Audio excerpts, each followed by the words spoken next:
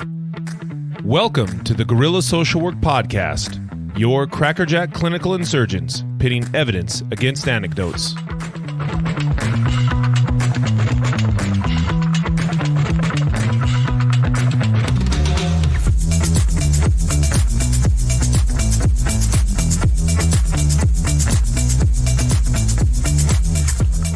Greetings, Guerrilla Social Workers. We're thrilled to bring you another chit-chat with your hosts, Jeff, Chris Tenney Moore, and yours faithfully, Mace Warren. Jeff and I are both forensic psychotherapists that specialize in treating clients involved in the criminal justice system. We love sharing our misguided musings with all of you, and we thank you so much for your ongoing listenership. Today, the GSW crew discusses the concept of catfishing and how it affects our clients. Apps and social media, it can be big business, with romance scams costing victims millions of dollars across the U.S. every year. Current catfishing statistics project an even further upward curve over the coming years, and clients re-entering society after incarceration, trying to build a new social network, should be vigilant of the dangers. If you like what you hear, offer to give the 5-star rating a back rub. As soon as they relax, sit on their back and place both their arms across your thighs. Then reach forward, grab their chin, and pull. And now, on with the show.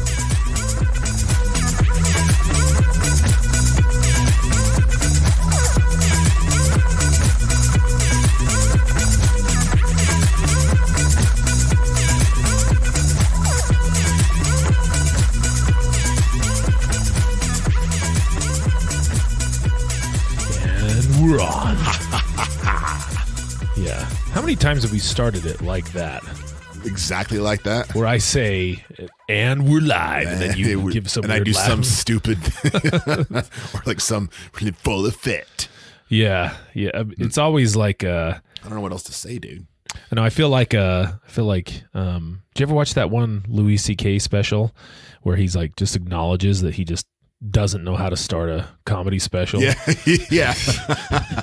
He's like, I don't know how to start these things. Yeah. I'm like, oh yeah, I feel you, bro. Oh my God, that dude's hilarious. I haven't seen his new one yet. Everyone keeps saying that it's amazing. There's two new ones. I haven't seen either. Yeah, that's what's weird. I think he won a what is it that, not an Oscar obviously, but what's underneath that? An Emmy? Yeah. Not a Grammy. Golden Globe, I don't know. Yeah. Grammys are for music, right? I really don't know. People are like, these guys are idiots. Yeah. He won a Tony for musicals. He won an ESPY. Yes, an ESPY? He won the Pulitzer.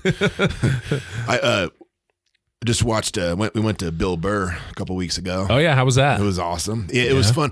So you know how Rogan, like, will talk about how, like, you know, before a special, comics will go just, like, work out a bit. Mm-hmm. So he was doing that, and so he was completely riffing for like half of it, but just legit off the cuff, funny as hell.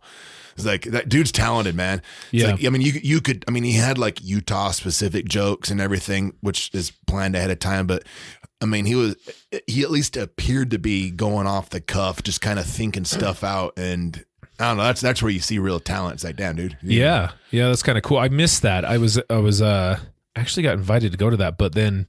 That was the same weekend that I had to go shoot that buffalo. So that's a way cooler thing though. Yeah, I wasn't going to give up on that. So yeah, that was pretty sweet. Yeah. So I got that meat too. That. I know. Hey, thanks. Yeah, I got that meat too. It wasn't like a crazy hunt or a hunt at all. I mean, yeah, probably not as like enduring as the elk you got a couple of years back. Yeah, I got to tell you about I got to show you a video of it was kind of weird because weird and sad in its own little way. Like after you shot it, like it's almost like they gave it its own funeral. Like all of the herd started surrounding it and trying to like you know, get it to get back up and everything. And obviously it wasn't getting back up. Whoa. And then there was one other really big bull that was there. It was like establishing its dominance on it, you know, and mess around with it. Sounds like a damn grizzly bear. The bull was like establishing dominance over the dead buffalo. Yeah.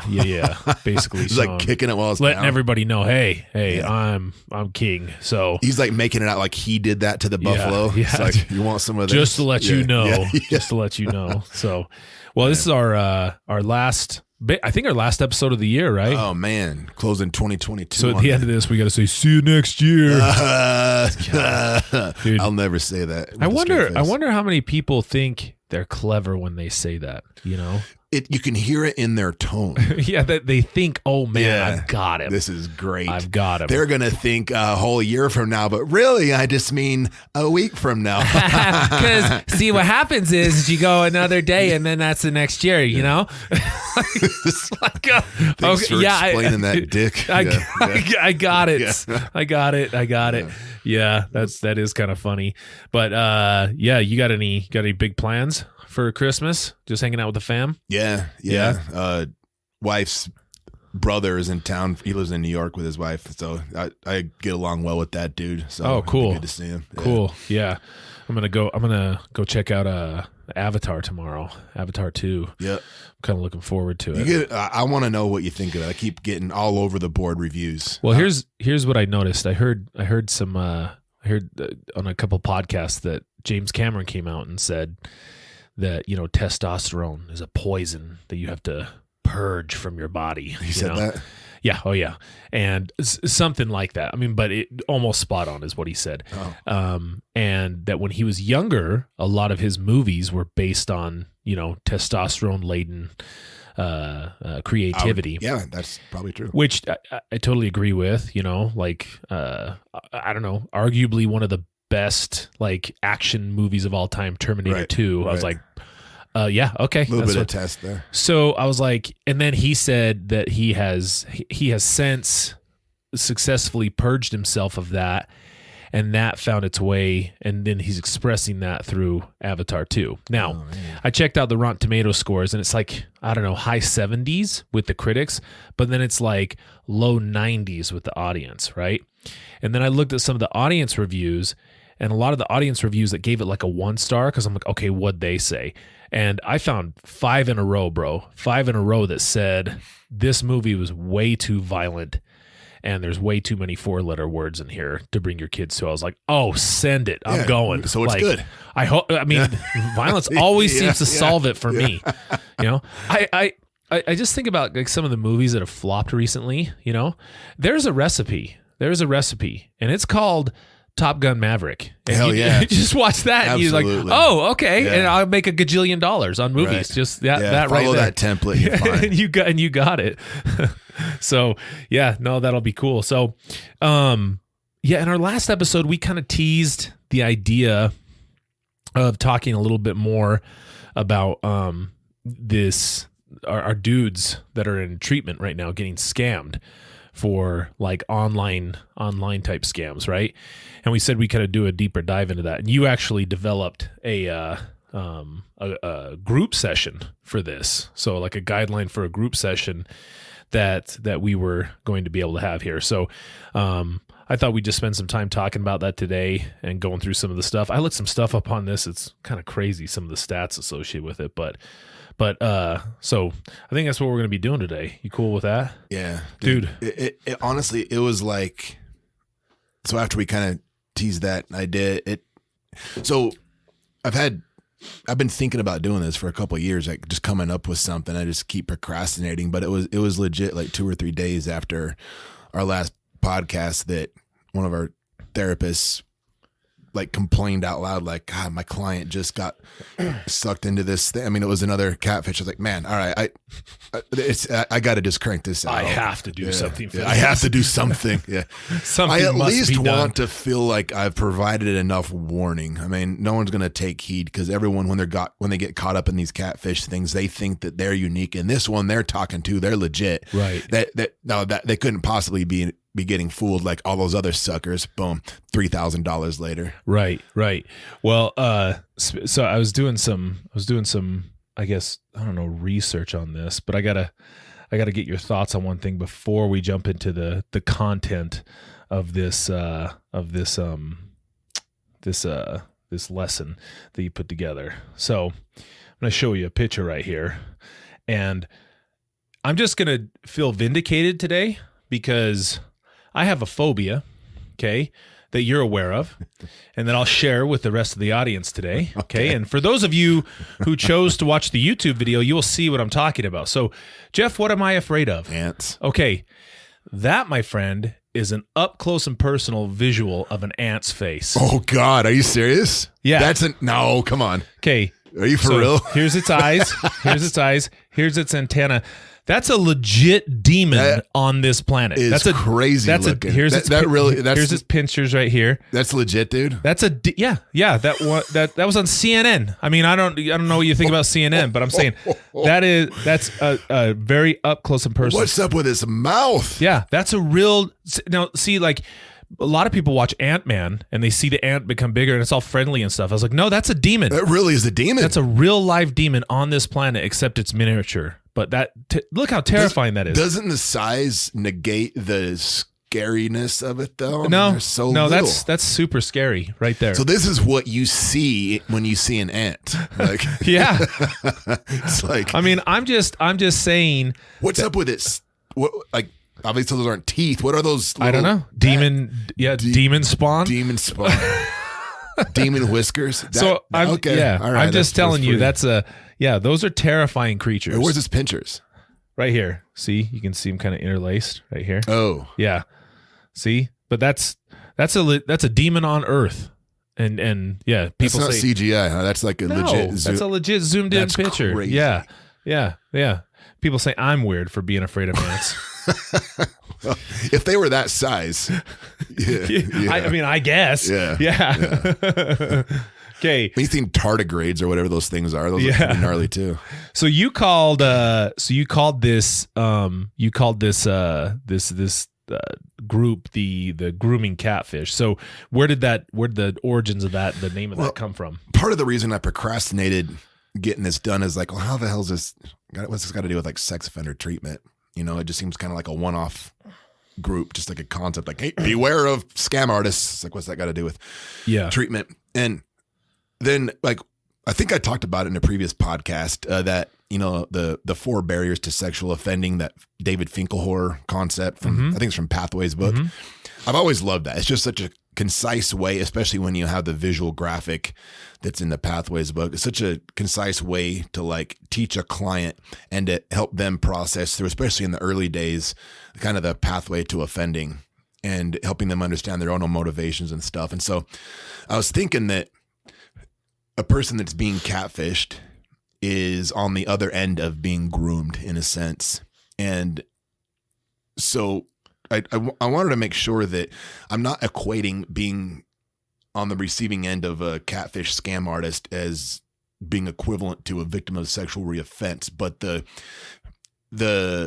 means through which the catfish perpetrates on a lonely, unsuspecting poor sap has many of the same elements as a perpetrator committing, offending on a victim. And so I was like, I want to teach this concept to the offenders, the clients, get them to describe their own pathway through the 4 barriers.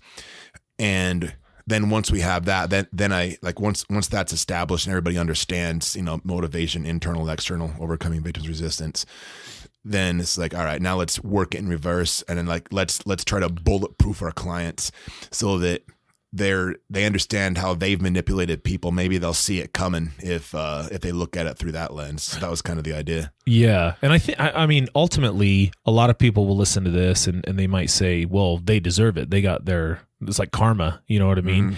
Coming around. And what I guess the one thing I would think is that if our clients are to remain, stable in the community, we ought to not like reinforce natural consequences onto them. I mean, they're already dealing with, a lot of natural consequences associated with their offense.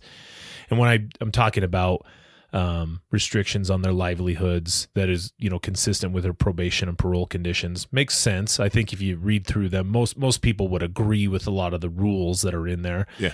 Maybe some not, but nevertheless, they do exist. But we shouldn't be, as therapists, trying to tack on or endorse new natural consequences onto them. Like, right. That's not really our role. And so, whenever we're dealing with this, we're just addressing some of these things that, as far as trying to limit their exposure to any additional risk. And as I was looking into this, I think a lot of our clients fit this profile with some of the statistics that came out about this. So it was I was looking at some of this into this. So these are some catfishing stats. Men, surprise, surprise, are statistically more likely than women to catfish. Okay. Or to get catfish, I should say, right? So it says, men are slightly more likely to catfish someone than women. My bad. So catfishing doesn't foreground one gender disproportionately. Both men and women are guilty of it, but statistically, it is men who are likely to commit the deed more often. One study also found that increased attachment anxiety is one of the major driving forces for individuals to become both a perpetrator and a target. And that's from ResearchGate. So that was one of the things I thought that was kind of like men are more likely to do it. I was legit wondering that. So you actually looked into it. Yeah. So men do it more. Yeah. And one in five perpetrators will pretend to be someone of the opposite gender. And really? Yes. Okay. It says around 24% of all catfishing perpetrators pose as a different gender. Many victims struggle to accept the truth, especially if they have formed a romantic attachment. Oh my God, dude. That's so accurate. Catfishing online dating statistics further indicate that men are more likely to lie about their finances when compared to women, while women lie more about their age. Regardless of gender, 54% of online daters feel the person they talk to is using a fictional account. One way to verify if it's true is to run the person's name, last name, and other known details through people finder sites. And this is from freebackgroundchecks.com. Yeah, I've heard that running the reverse picture lookup thing is a good way too. I think you can just do that through Google, right? Yeah. Like you can look, I think it's a function, like a function on Google that you can like post a picture and it will trace the source so that the person you're looking at. Oh, so it won't like do like facial recognition, but it'll trace the source of the picture. I don't know how it works, but probably like not facial recognition. Okay, but yeah, you're talking about like the what's the people search thing? It says regardless of gender, 54% of this is what's crazy. 54% of online daters feel the person they talk to is using a fictional account. Oh, so half the people, they already feel like they're talking to somebody that's fake. Wow. Yeah, which is kind of nuts. One way to verify that is to run the person's name, last name, and other known details through people finder sites. So is that people like ignoring their gut, basically?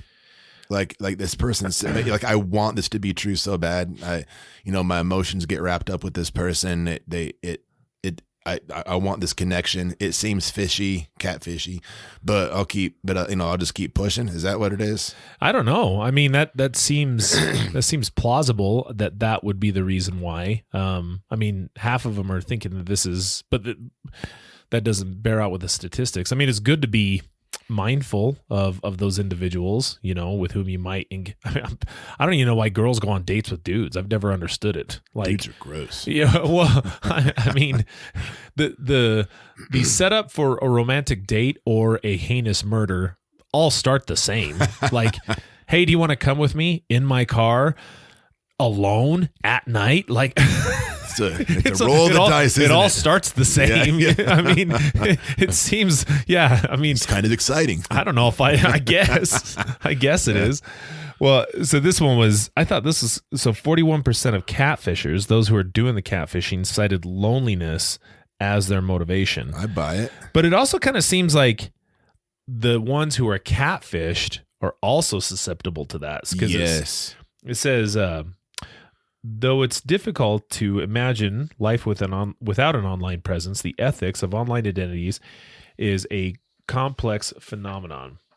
It is the psychology of catfishing. Internet catfishing statistics rank psychologically distressing circumstances such as loneliness or dissatisfaction with their physical appearance as major driving forces that push people to assume a fictional identity online, often falling off the track. And that was published by The Conversation.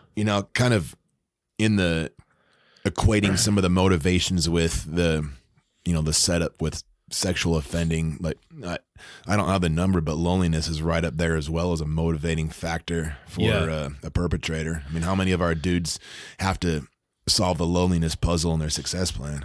Well, and it's not, I think that,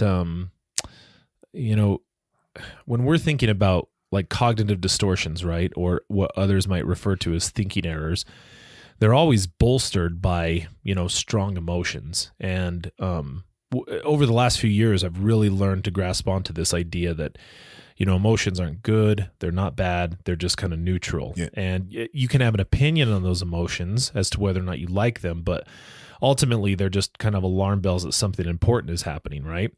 And so, but it seems like without any resolution of the emotion, without any appropriate regulation, it's just going to further distort the way that you think about things, because it kind of gets into a weird feedback loop. Like you start thinking about, I haven't had a date in over a year. I last time my dating profile, I don't have anybody hitting me up on it or anything. And so I experienced loneliness as a result of those thoughts, right? But then I can't do anything about it necessarily. So then that loneliness comes back and it affects my thoughts even more, so now I'm like compounding it over and over again. And I think it makes people more susceptible to being catfished because they just want to believe, like you want to believe that aliens are real. They just want to believe that thing that's talking to them on the other end, whatever it is even real. If they have the gut feeling like, this seems something's off about this, but that the loneliness just overrides their that, I don't want to call it intuition, but that sense that things are off. Well, why else? I mean, how else could you explain it? You know what I mean? Like if you're exercising some empathy and you put yourself in their shoes, you have to ask, okay, under what circumstances would I fall for this? You know what I mean? To be, I mean, right. Yeah. Loneliness is that's the thing that comes up. Because you like, when you're watching these, I assume you've probably watched like the Catfish or right. something like it, or there's a really good one on Netflix. It's called it's the Untold series. It's what is that guy's name? Manti Te'o, I think is his name. Oh yeah, I didn't know he had a show. But... Yeah, he was. Is that what his name is? Am I saying that correctly? Yeah. He was nominated for the Heisman. Yeah. And he got, and they thought that both his girl and his grandma passed away in the same year or something like that. And that girl never was the girl. Like that was some dude that he used to play football with. Yeah. Yeah. And I'm like, now you can watch that and it's almost like, I think a lot of people criticized him and were like, what an idiot. How could he fall for that? Like what a stuff like that. Of course, people were thinking that. And so I'm like, okay, maybe that's the case, On the other hand, you have to really put yourself there and say, okay, under what circumstances would I believe that was true, And it'd have to be quite a bit of emotional distress. I mean, I learned through that documentary that he was LDS, but he was going to school at Notre Dame.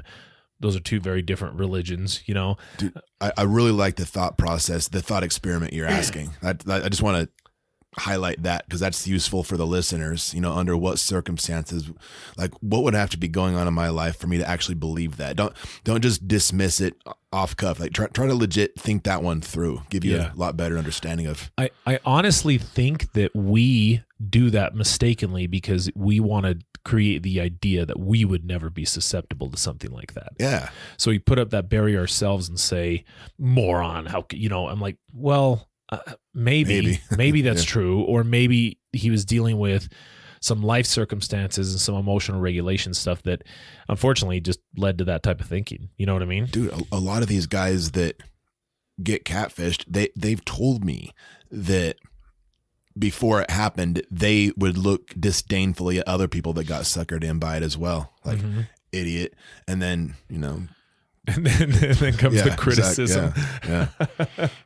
Oh, those poor guys. Yeah.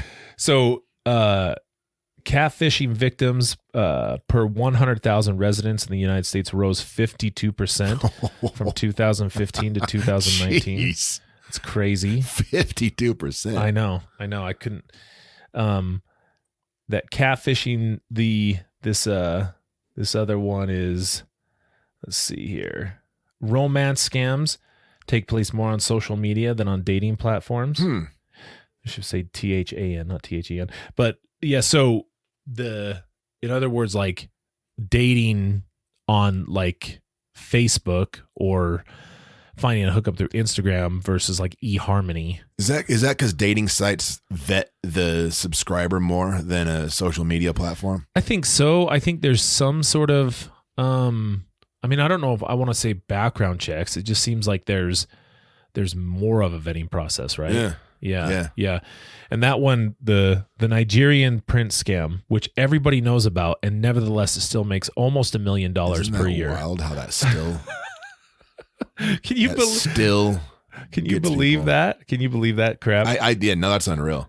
It's a joke even. Like people joke about. I know. Yeah. Like, yeah. Facebook took down 1.3 billion fake accounts in 3 months. 3 months. Wait, there's 8 billion people on Earth. Yeah. Now there's 1.3 billion fake accounts. Yeah, in 3 months. Stupid. I mean, yeah, if you do. How is that possible? 1.3 billion? Dude, there's 8 billion. How is that? Well, so you're taking down per year, you're taking down more accounts than there are people on the planet. Yeah. That's true. Oh my God. In 2020, U.S. catfishing victims lost over $600 million in romance scams. $600 million. Our clients are about 10% of that. Dude, this was specifically. No. So this is kind of a crappy slide, but if you had to, without looking at that, look at me. If you had to take a guess, what would you say is the state that gets catfished the most?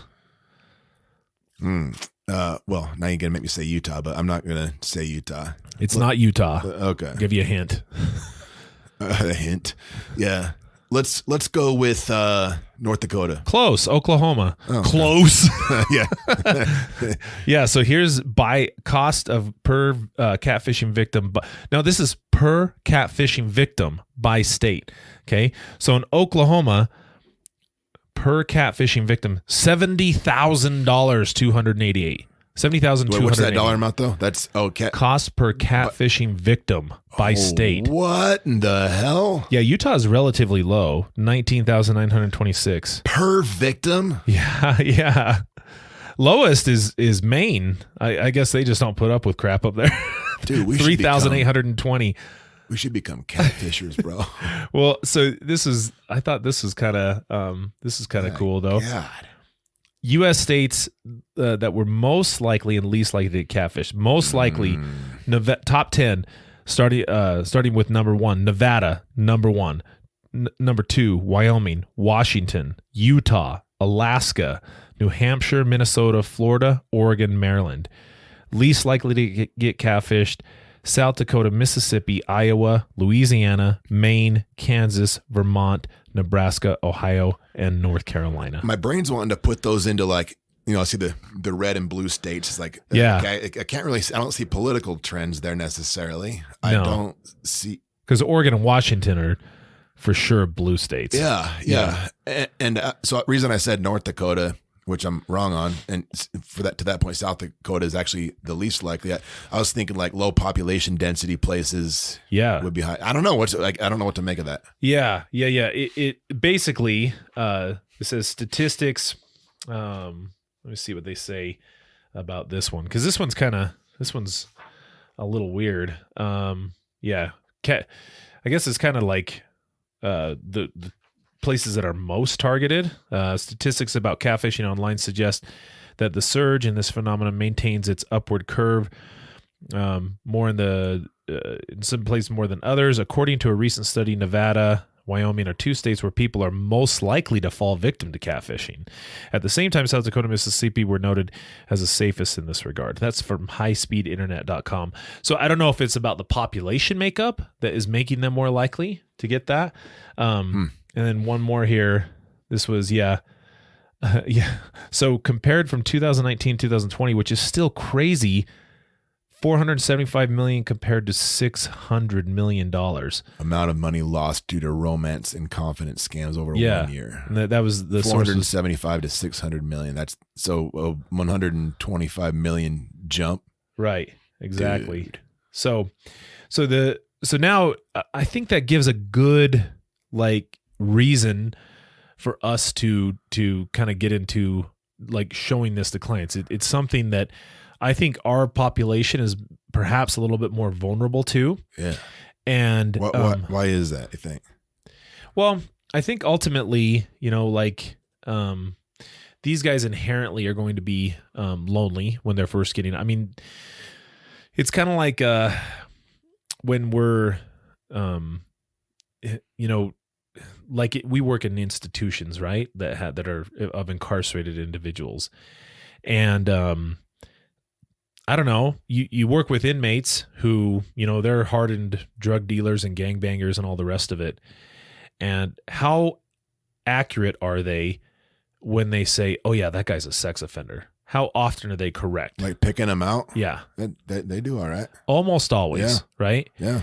And now, why do you think that is? Not to answer your question with a question, but why do you think that is? Why are they good at picking out a sex offender? Yeah. I mean, maybe they start to look for behavioral trends and kind of ways of communicating. They look for someone that's maybe socially awkward, or maybe doesn't quite know how to maybe not have some of the social charisma that some people have. Right. So I look at a lot of our clients, and unfortunately, that social awkwardness and just like based on their general appearance, their hygiene and grooming habits, and just how they present themselves, it becomes more and more obvious to me, even when I have never even met somebody and they're sitting in front of me and I'm like, okay, before I even start talking to them about their offense, I'm like, why is this person here? And I usually can do pretty good about picking it out. Okay.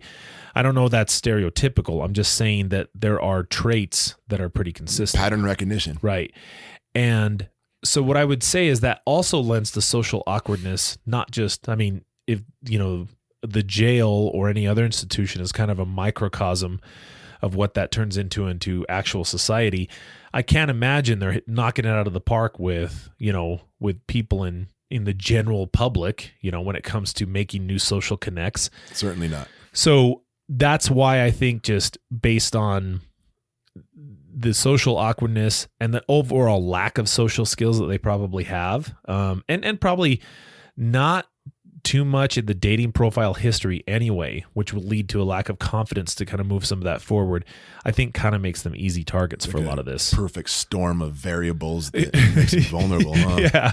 Damn. I mean, you might say poor dudes, which I'm not. I'm just saying that I think recognizing exactly what it is for what it is. Yeah. So the goals you put in this were, so if you're running this group, and let's say you're a clinician, or let's say you're a client who's going over some of this stuff.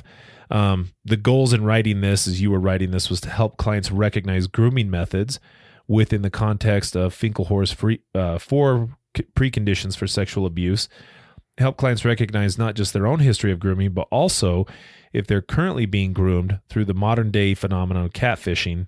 And then lastly is to help clients establish healthy relationship boundaries by recognizing manipulation techniques they have used on others and techniques others may use on them. Does that sound about right? Yeah, man. Okay. I like it. Okay. So here's kind of these 4 barriers. And as it relates to sexual abuse, do you kind of want to maybe explain those, kind of what they are? Yeah, sure. And so the idea here is that there are 4 barriers or hurdles that stand between potential perpetrator and a potential victim. So, for me, I like to even have the clients imagine 4 different barriers, and each barrier must be somehow navigated or traversed, circumvented. Yes. So the first barrier is motivation. The client has to want to engage in that behavior. And yeah. So like in the sexual abuse context, motivation could be, sexual arousal.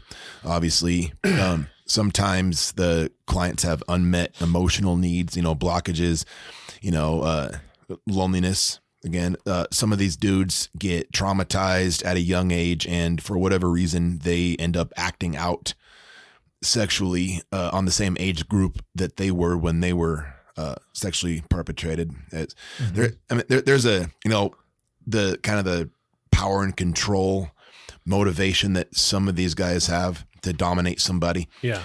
So yeah, the motivation, they have to want to. If they don't want to, if there's no desire there, it's dead in the water. So once they've traversed or circumvented that first barrier of motivation, then it's up to their conscience, their Jiminy Cricket, their still small voice. Yeah. Most, so they have to first want to do it. They have to first want to do it. Okay. And then a lot of these guys, maybe to the listener, believe it or not, aren't actually sociopaths. Some are, but a lot aren't. They have a conscience. They know what they're doing is wrong. They do have a moral compass, and they if their motivation to offend is strong enough, then they'll circumvent that by lying to themselves, going through some series of mental gymnastics.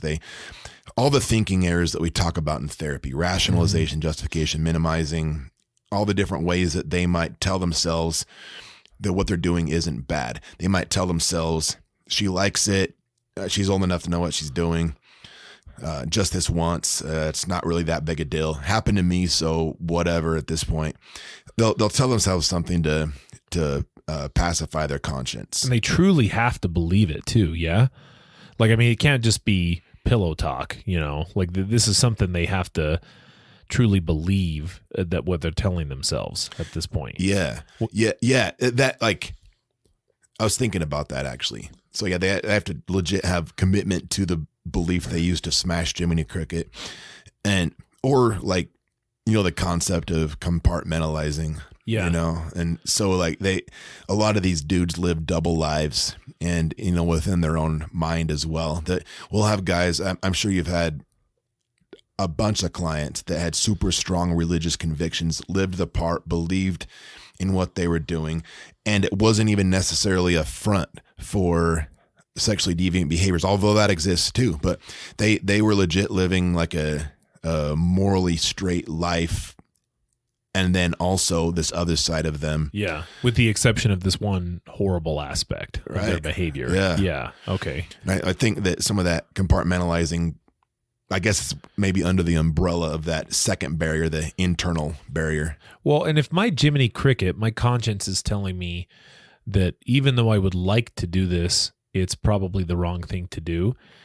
I think about that when we use like replacement thoughts with our clients, when we're using cognitive restructuring. This is kind of cognitive restructuring, but it's not deliberate cognitive restructuring. It's kind of happening because they're trying to move towards this perpetration piece.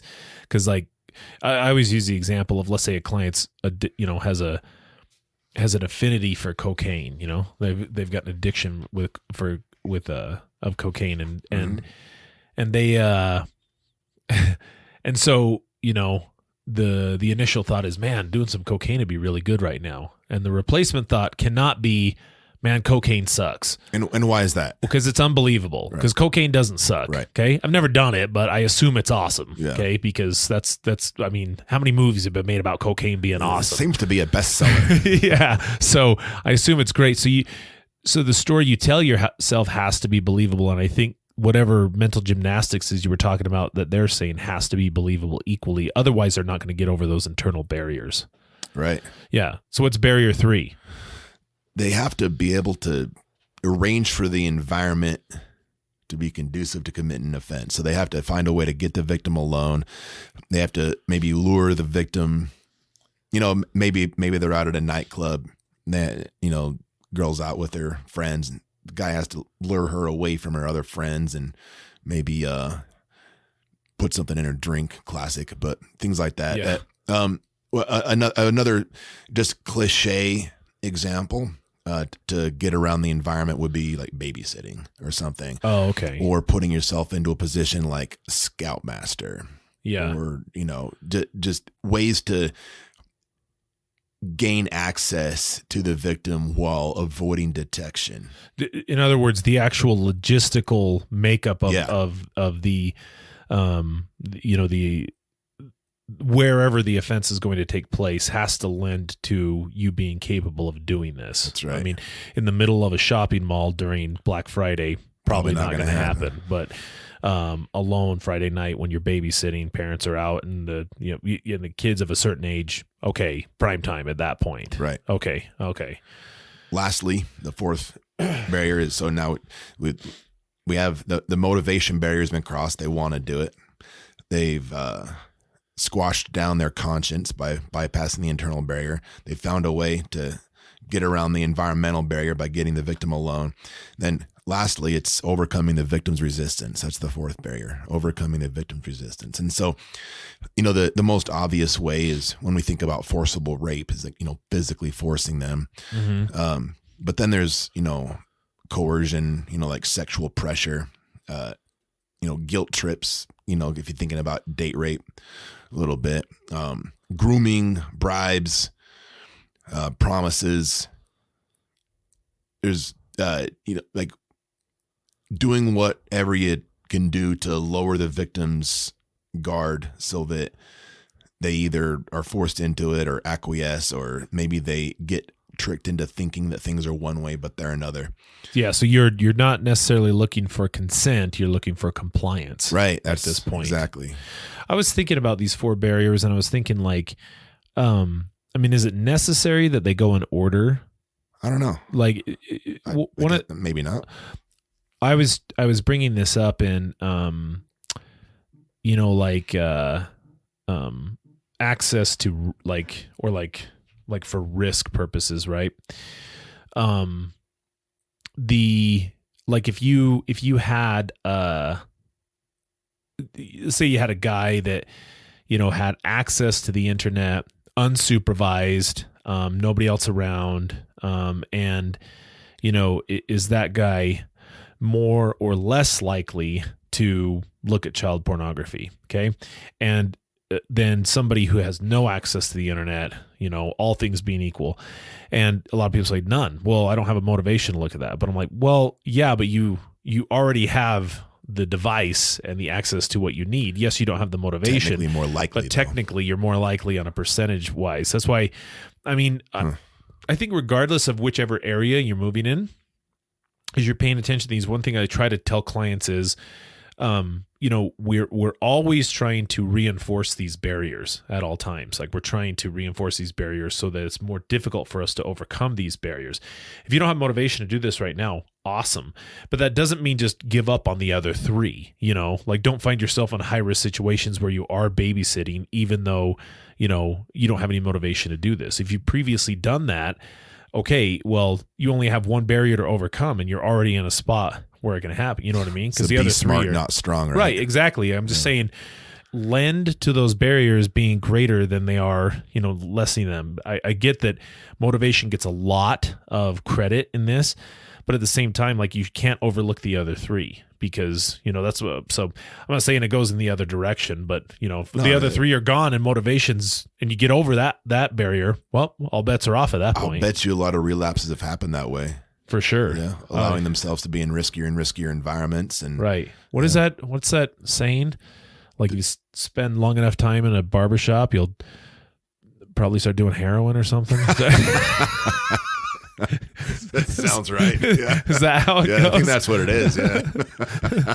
So, dude, I was kind of impressed that you looked into catfishing and where it came from. Can you talk a little bit about that? Like where the term, I didn't even know until I read this from you. Yeah, dude, apparently.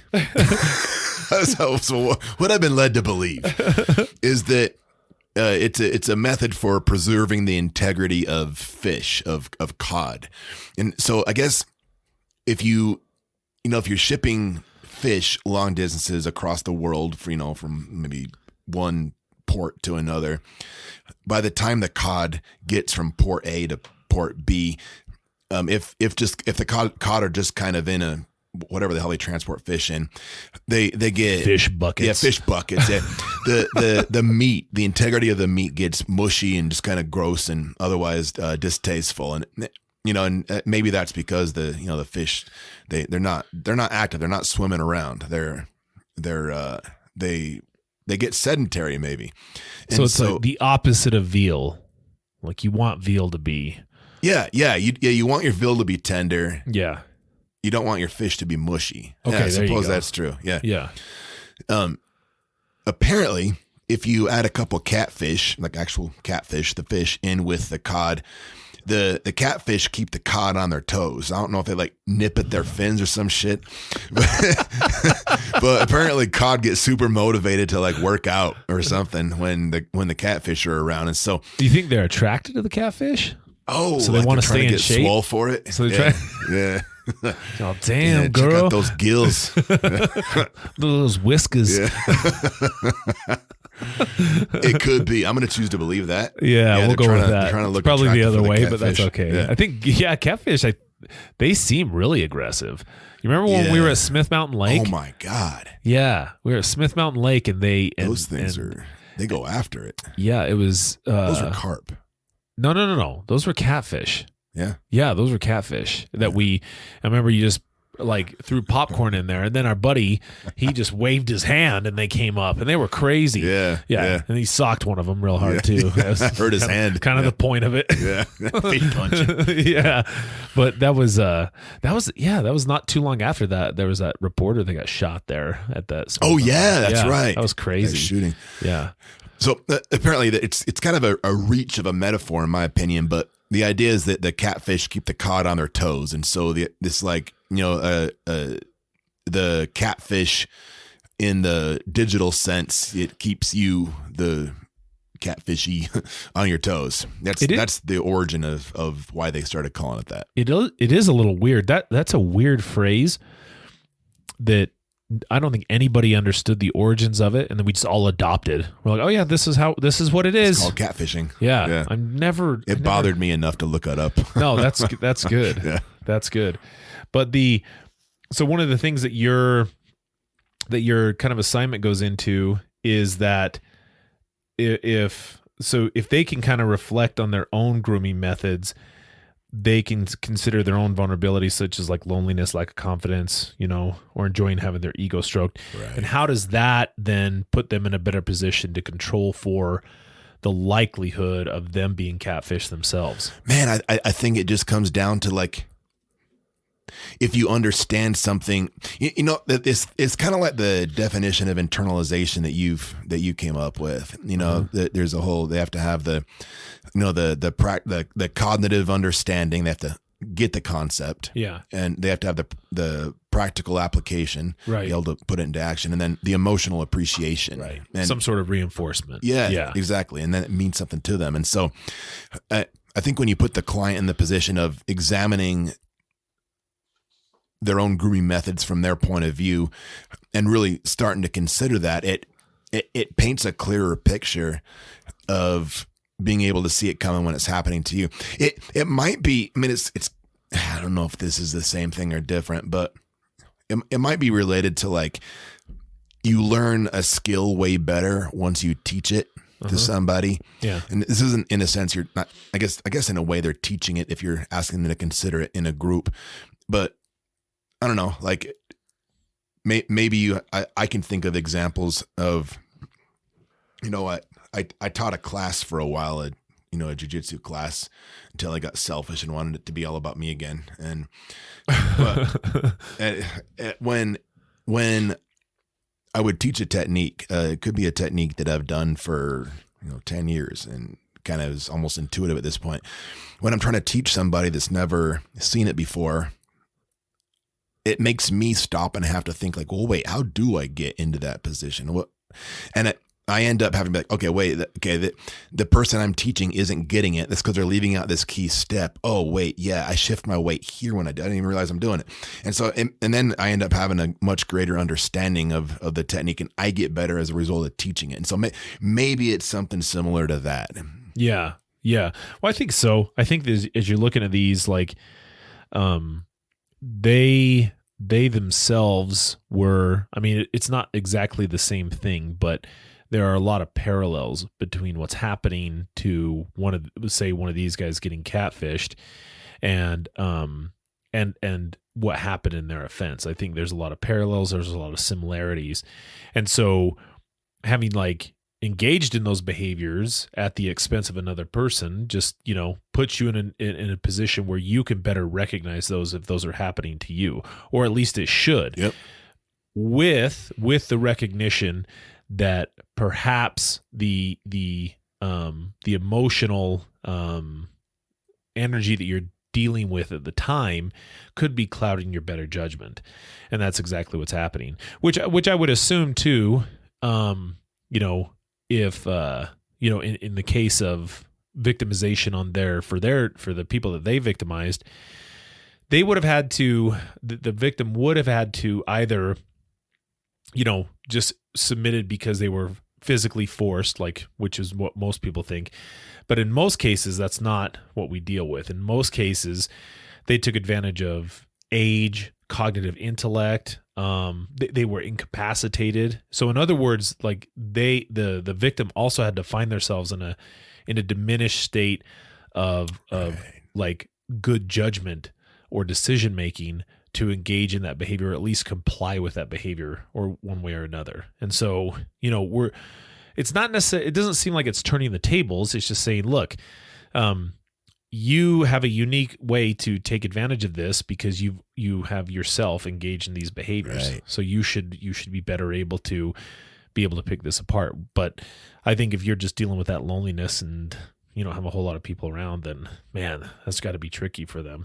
So, exactly. But I think it's a good assignment. Have you ran this in a group yet? Yeah, I did it out at the Region 3 building. How'd it go? So I started out by having those guys help me. I told them like, hey, here's what I'm trying to do. And I went around and I asked them like, and it was more specific to the catfishing part. And a couple of guys in there, sure enough, it had happened to them. Yeah. And so I was asking them for like signs, like, okay, how did, what are some things to look for? How can you spot it? How can you see it coming? And just giving them a chance to talk about like, oh yeah, if they're from a different country, or if they don't have very many friends on their social media, or if into meeting them, they fall for you really quick and tell you, oh, you're not like other guys. I've never felt this way around you before. By the way, how much money do you make? Oh, that's not fishy at all. Yeah, no, exactly. Yeah. Yeah. And so kind of getting some engagement by saying, hey, I need your guys' help to help me create this assignment. That boom, buy-in was there. Right. And so they gave me some ideas, and then once I came back with it and taught it to the group, it went great. And it was a closed off group too. Like, we don't make clients talk about their offense, and this group wasn't like the most vocal, but once I introduced the 4 barriers thing, and I had them talk about their offense without talking about the actual act itself by the 4 barriers, man, like that by itself made for a killer group. Like dudes that sat quiet got the courage to open up and talk about an ugly part of their history. And I felt like it was a productive group. And then, so it went really good. And then I don't know how it's gone for the other therapists that have done it. I've, on the group role, the group channel, I've noticed that some of our therapists have been teaching it. I'm not sure how it's landed yet, but it went good when I did it. Yeah. Well, that's good. Yeah. This is assignment number 48. We got 4 more. Yeah, we've buddy. Completed our, I know. It's been a big project. It makes me feel like even more motivated to get those done. Yeah. So I'll get one done here soon. We'll kind of talk about that, but yeah. And then we got in the next one of these next ones. This is for a future one, not necessarily the next one, but we got to start, because I think you and I have agreed that we're going to submit an abstract to ATSA. Yeah, dude. Right. And going over like working with some of the more difficult like cluster B personality disorders in group, and how to work with them and be successful with them, because that is a very frustrating type of person to work with at times. Absolutely. So cool. All right. We have anything else to say on this? No. Thanks for throwing that PowerPoint together, well, dude. Merry Christmas, everybody. Word up. Remember those ants. If you, dude, terrifying. I'm telling you. I'll give you that to you. They're pretty scary. Yeah. Okay. Till next time.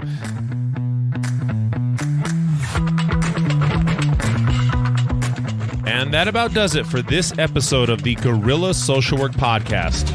If you like what you hear, offer to give the 5-star rating a back rub. As soon as they relax, sit on their back and place both their arms across your thighs. Then reach forward, grab their chin, and pull. You can find us on Apple Podcasts, Spotify, Amazon Music, YouTube, or wherever you listen to podcasts. Please help us grow by subscribing and sharing with a friend. We'd like to stay and chat longer, but we're lying. Good night.